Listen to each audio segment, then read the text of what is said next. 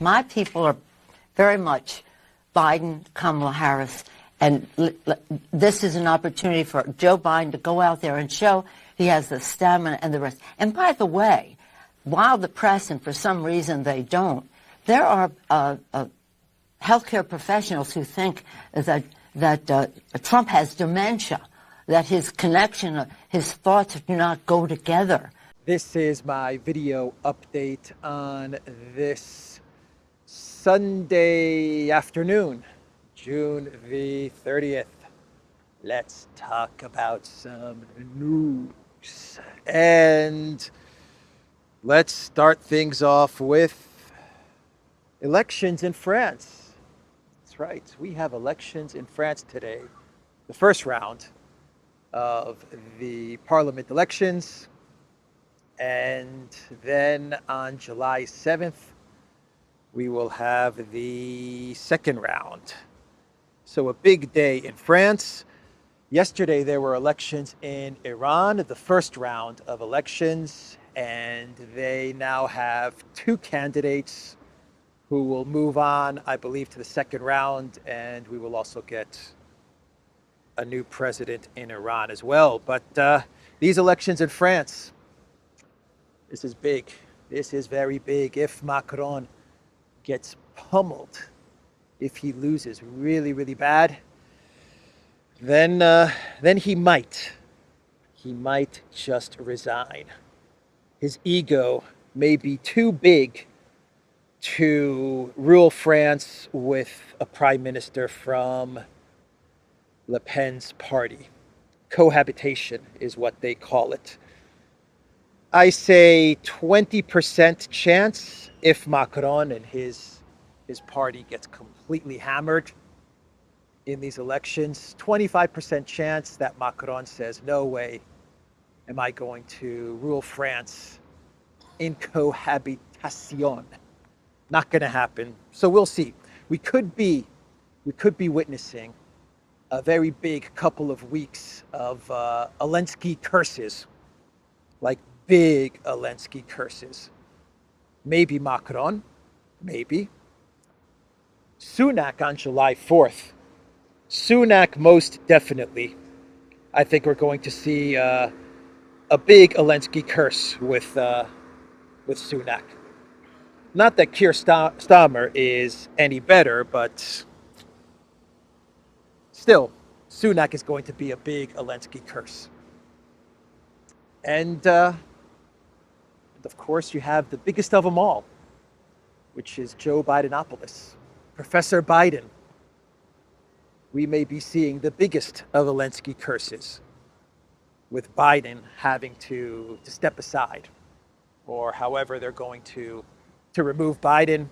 Who knows? But that's going to be a very, very big Elensky curse, Joe Biden. So at this moment, given the fact that we may have three huge Elensky curses on the way, Elensky, he is in his palace in Kiev, in his office, depressed and sulking. Yep, he is very, very depressed, Elensky. And so Podolyak, he decided to console Elensky in his moment of depression. Mr. President, why are you so depressed? What's going on? How can I help? Podolyak, I'm very, very depressed. It seems like everybody I hug, they lose power. I don't understand, Podolyak.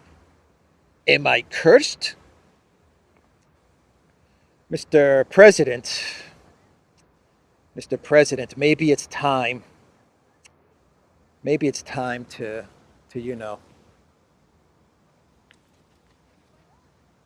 What you mean, Podolyak? change shirts? I'm just saying, Mr. President, maybe it's time to get rid of the green t-shirts maybe put on a suit and tie and just get a little more serious. Podolyak, what is this nonsense you tell me? If I remove green t-shirt, then I lose my costume. This is my costume. Everyone thinks I am Che Cerveza or Miguel Castro as I wear this green shirt. You understand, Podolyak? This is PR marketing costume. Mr. President, it's Che Guevara and Fidel Castro. And look, I understand you're depressed, Mr. President. I understand. It seems like all your friends are leaving, but just remember this. You will always have Justin Trudeau. Ah, yes, this is right. Justin will always be by my side. He will always be my friend. Hey, Podolyak, before you go, maybe you give Justin call. Invite him to Kiev.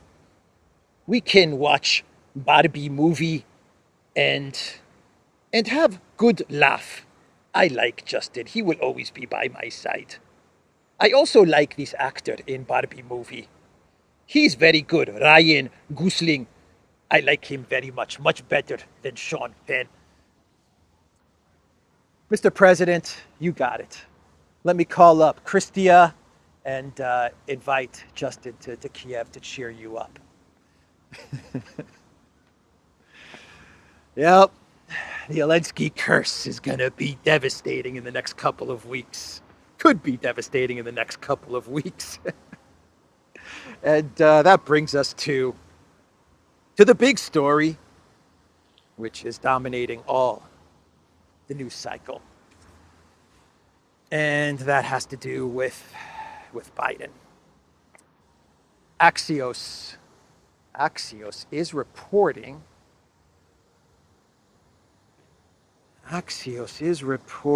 that behind the curtain, Biden oligarchy will decide fate. Listen to that title.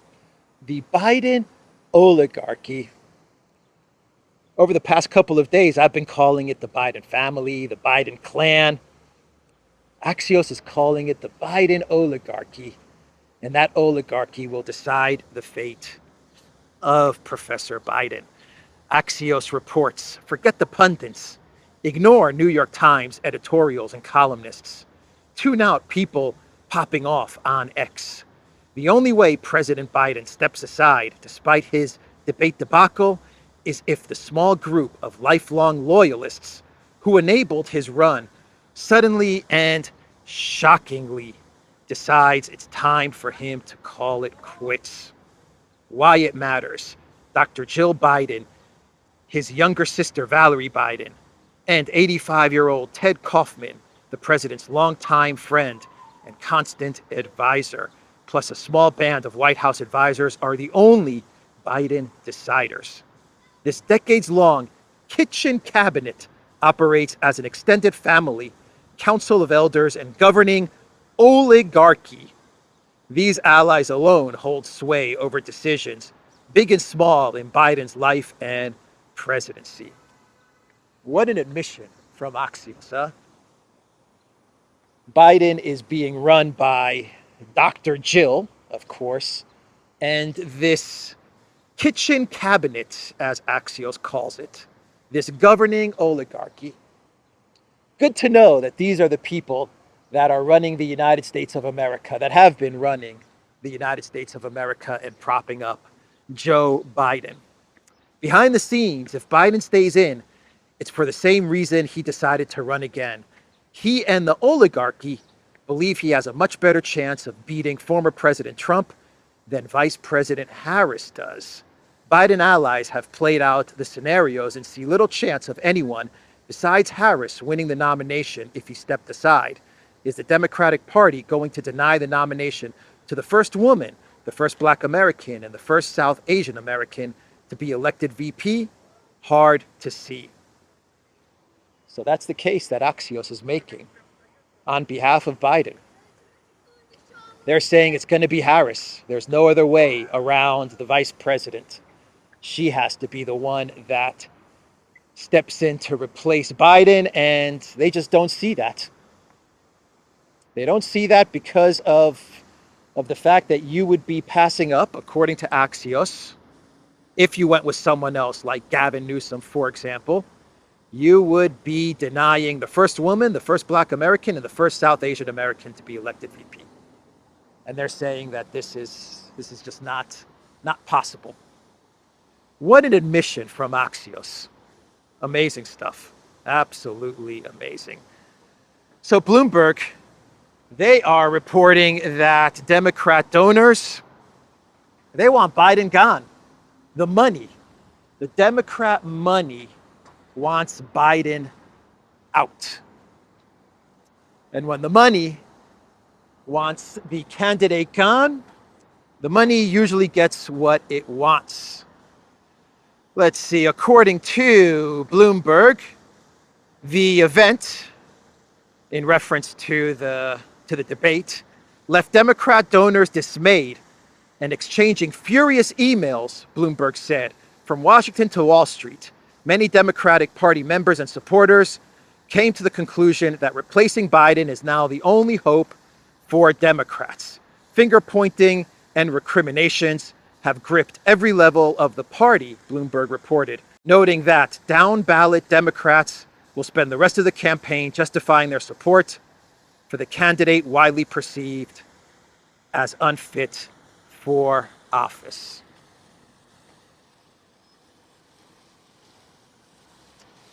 Yeah, they want him gone. They want him gone, but Dr. Jill, she's going to resist, but that's the person they have to go to.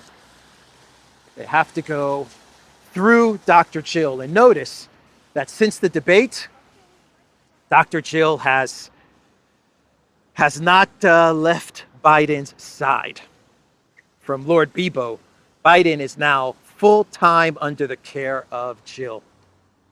Very, very good assessment, Lord Bebo.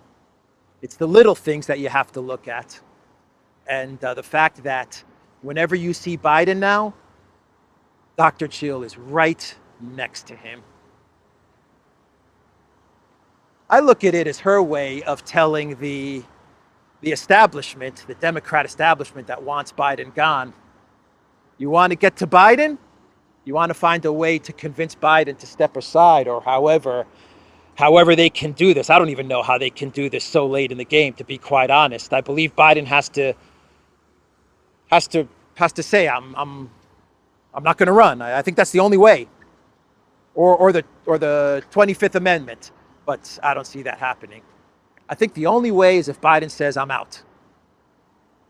And I don't even know if that's going to work. But Dr. Jill is signaling that whatever needs to be done to remove Biden has to go through me. Let's start wheeling and dealing. That's the message that Dr. Jill is sending. So Zero Hedge actually brought up a really good point, a really interesting point.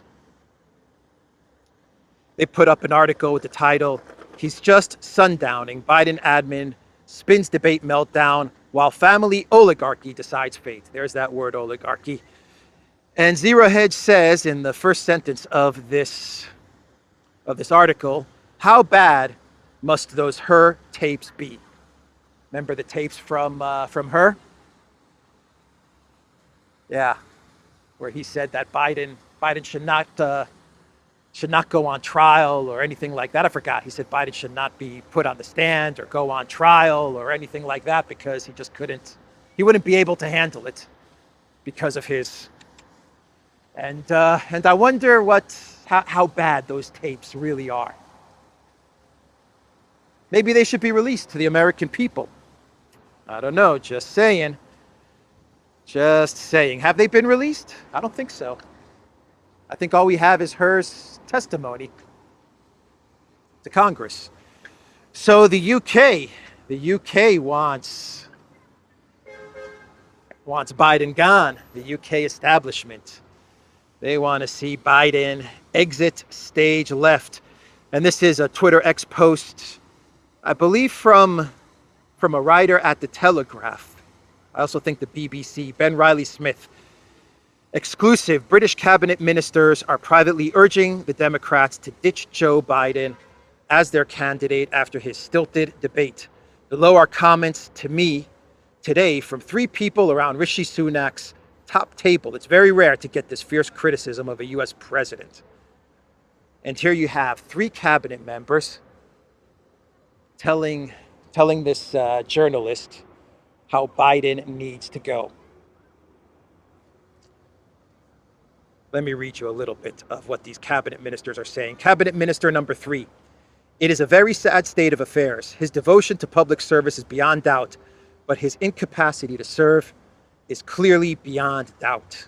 I hope Obama and his wife help him retire graciously. I hope Obama and his wife, man. Who is running Biden? Who is running Biden? Obama and his wife? Obama, is that the guy behind Biden? Does Obama need to sit down with Dr. Jill? I think so. Cabinet minister number 2. It's pretty effing scary that those are the best 2 candidates the world's most powerful nation with a population of 350 million can come up with. If I was them, I would say switch him fast. Get someone, anyone, reasonable in there. And they have a good chance to win. Well, if I was the UK, I would talk about, are those the 2 best candidates you can put up there, United States? Because the UK, with Sunak and Starmer, you guys aren't doing much better. Yeah. Are those the 2 best people that the UK can put up there for Prime Minister? Keir Starmer and Sunak? Well, now you have Farage. So I guess that's something that, no, the U.S. has RFK Jr. So anyway, that's the UK's take on Biden. Get him out. Get him out quick. So let's talk about Orban. Orban wrote an article yesterday in Hungarian media, and Orban talked about how the EU is just itching for war with Russia.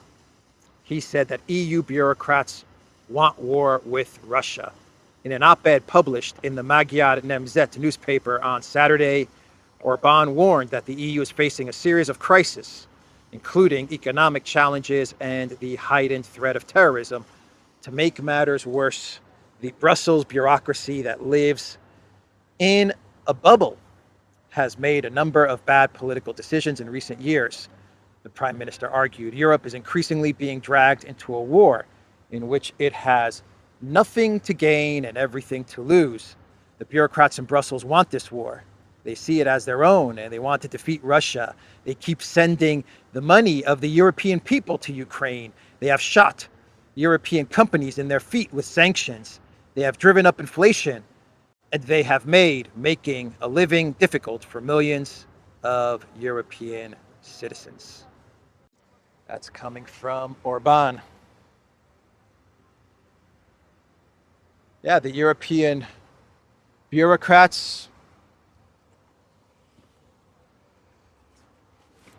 they're trapped. They're trapped. Can you imagine Olaf Scholz going to the German people and saying, we lost this war. Russia won. We lost. Yes, it was a proxy war. Yeah, we wanted a regime change in Russia. Everything we were telling you about Ukraine winning, Putin's health deteriorating, all of these things were just a lie. Can you guys forgive me? We destroyed Nord Stream. We destroyed our businesses, our economy. It happens. It happens. We overprepared. We overprepared. Yeah, they can't do that. the European political class, the political elite. They can't do that. So they're just saying, you know what? Let's just go full on into war and chaos and destruction, because we just can't stomach going to our citizens and admitting that we suck and perhaps losing power. That's the thing they fear the most, is losing power.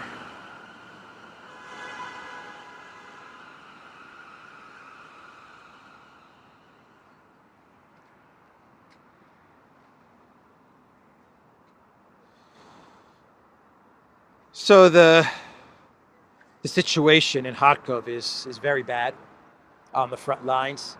I was reading a report this morning which says that every day close to 500 Ukrainian military is annihilated just in the Kharkov direction. And Alexander has looked at reports which claim that Ukrainian casualties are hitting 2,000 every day. These are Russian reports, so keep that in mind. But even if it's not 2,000 a day, even if it's 1,500, even if it's 1,200, can't be sustained. And what would happen? You have Kharkov, you have the Kharkov direction now, and close to 500 a day Ukrainian casualties. What would happen if Russia decides to open up Sumy? Trump said it at the debate.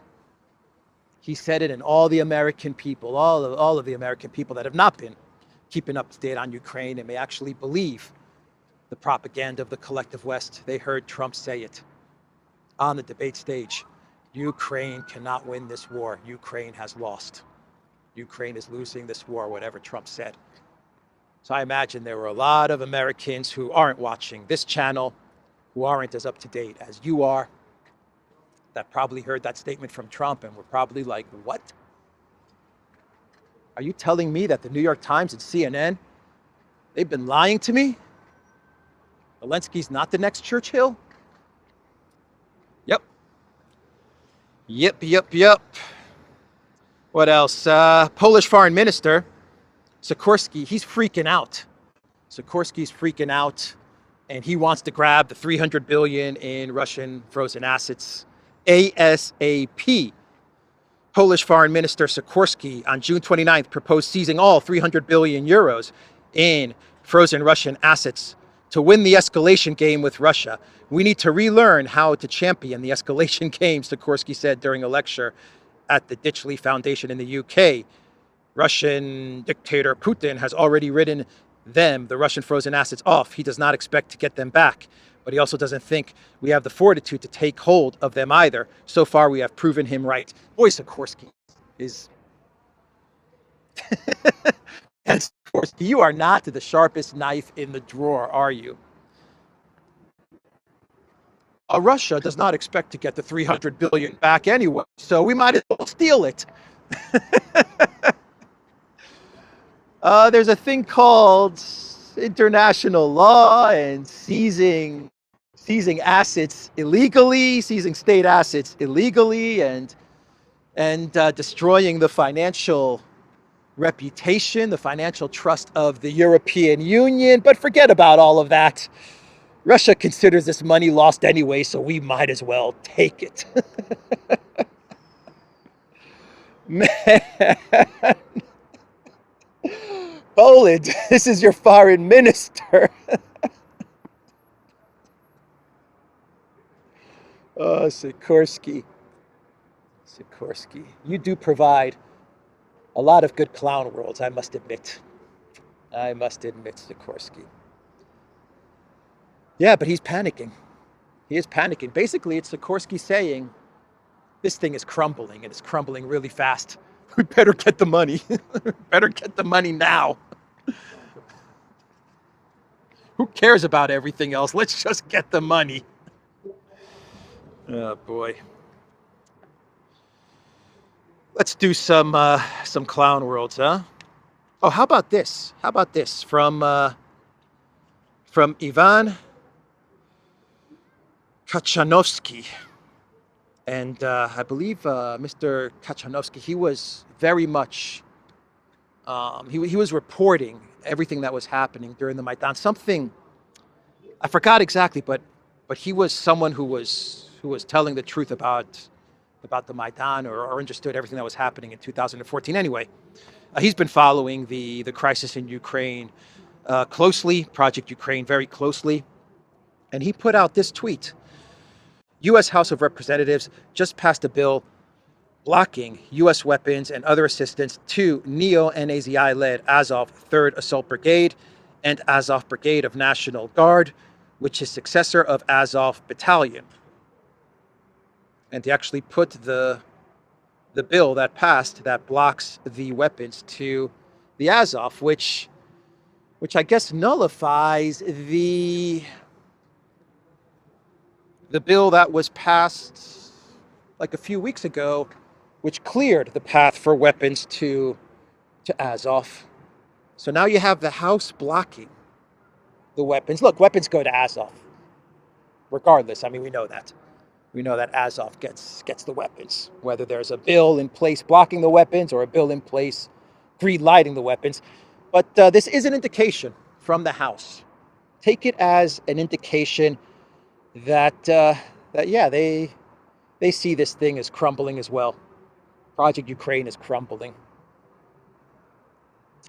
Yep, that's an interesting development that not many people are talking about. Anyway, let's do some clown worlds. First clown world has to go with the viral post on Kaja Kallas and her family origins, her origin story. It's her origin story. And Kallas, there's a photo of her and her family. And Kallas, her shtick has been that she was oppressed under the brutal dictatorship of the Soviet Union, and that's her shtick. Yeah, she suffered greatly under the Soviet Union. Well, now that she has been appointed foreign minister of the European Union, taken over for Jungle Joseph, we're starting to get the truth about Kaja Kallas and her family origins. And to make a long story short, Kaja Kallas' father, Sim Kallas, worked in the Ministry of Finance of the ESSR, the Estonian Soviet Republic, then was the head of the state-owned Sphere Bank in the Republic, and later served as deputy editor-in-chief of the publication of the Central Committee of the Communist Party of Estonia. In other words, her father was a bigwig commie. I'm joking, but yeah, he was a bigwig communist party dude, like big in the party. She didn't suffer. She wasn't oppressed, man. She was part of the Estonian Soviet communist privileged class. Yeah, that is Kaja Kallas. She's an opportunist, man. You can see that from a mile away. She's just all in it for herself. She's in it for herself. Prime Minister of Estonia was just a stepping stone to get to a bigger globalist position. And the minute she was offered the position of foreign minister, man, she ditched prime minister. She ditched her job of prime minister, which shows how much she really cared about Estonia. I've been saying this over a lot of videos, over many videos, that she doesn't do anything. All she does is go to conventions and conferences and speak about war with Russia and how Russia is bad. And I said in many videos in the past, does she deal with what's going on in Estonia, the finances, the budget? No. All she does is go to events and globalist events and talk about war with Russia. The minute she got the position that she was looking for, she actually wanted NATO Secretary General, but that was given to Klaus Schwab's golden boy, Mark Rutte. Eat them bugs, Rutte. Eat them bugs. Yes, Mr. Schwab, I will eat them bugs. Nah, she's an opportunist. And she obviously doesn't care about Estonia. That's just my take. That's my opinion. because she just ditched the prime minister job right away. See you later. Not interested in being prime minister anymore. I'm moving on to bigger and better things. Anyway, that's the one clown world. The second kind of a clown world, we go back to the UK and Nigel Farage, who is now the leader of the second most popular party in the UK, elections on July 4th. Farage was speaking at an event, and as he was speaking, the event was sabotaged because as he was speaking, a banner started to come down, and it was a photo. You can see it on the screen right now. It was a photo of Putin giving the thumbs up, and it said, "I love Nigel." And everyone was shocked and horrified. Take it down, take it down. What's going on? This is awful. You guys sabotaged this event. True, his event was sabotaged. But you know what, Nigel? Lean into it, man. Lean into it. You have the approval of a real leader. It's much better. It's much better than Biden. Of Nigel, right? Think of the alternative. Yeah, lean into it and say, "Yep, damn right, Putin loves me." Because I'll be able, if I'm prime minister, to talk with the leaders of the world. Whatever you may think of all these leaders, people of the UK, I'll be able to talk to them and they'll respect me. And we can bring some calm and de-escalation to the world. That would be a good response. Anyway, that's the video on this Sunday. The Duran.locals.com. We are on Rumble, Odyssey, BitChute, Telegram, and X. Go to the Duran shop. Go to Football 24. Get some football merch, and also look for some limited edition merch.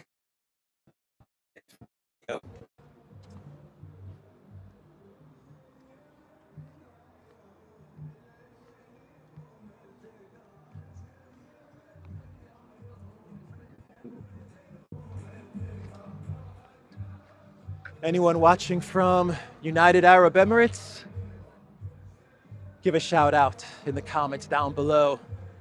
Hope everyone is doing well at the UAE.